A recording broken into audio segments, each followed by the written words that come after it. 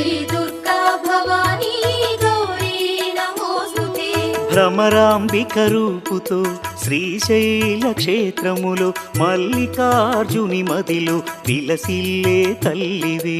అమ్మా పరమేశ్వరి జననీ జగదీశ్వరి శ్రీ దుర్గా భవానీ గౌరీ నమోస్తుతే. మహాలక్ష్మి తేజమై కొల్హాపురమందున కళ్ళలోలికే తల్లివే జననీ కళ్యాణి. అమ్మా పరమేశ్వరి జననీ జగదీశ్వరి శ్రీ దుర్గా భవానీ గౌరీ నమోస్తుతే.